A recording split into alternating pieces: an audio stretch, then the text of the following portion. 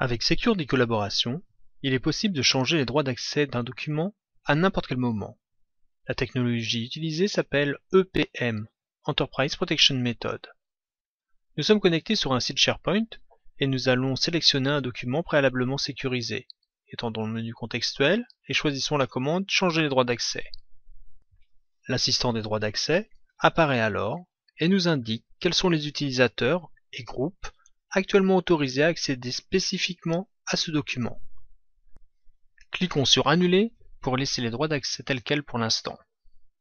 Parce qu'un document Microsoft SharePoint ne reste pas exclusivement sur le portail, je vais maintenant télécharger un document sur mon poste de travail comme le feraient probablement la plupart des utilisateurs.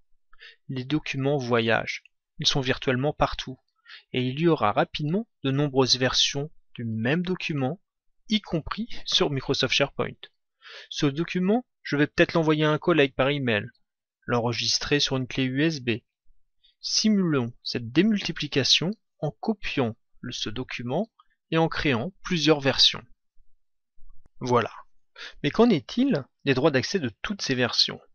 Eh bien, regardons en cliquant dans le menu contextuel sur la commande « Changer les droits d'accès ».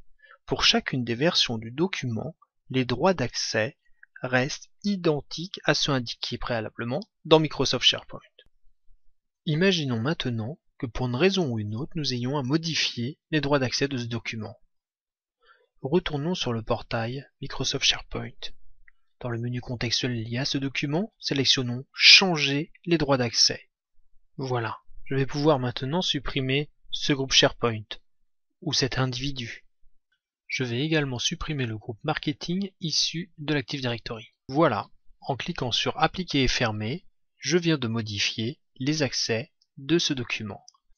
Mais qu'en est-il pour les autres copies de ce document? Eh bien regardons, par exemple en observant les droits d'accès sur la 4e copie de ce document. Et voici toute la magie de la technologie EPM. Les droits d'accès ont automatiquement été propagés sur l'ensemble des copies de ce document.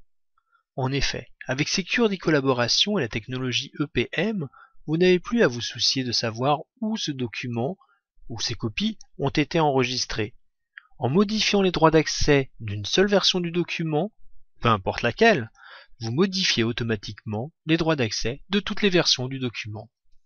Pour toute question relative aux solutions éditées par Cryptzone, n'hésitez pas à envoyer un mail à cryptzone@bluehive.fr.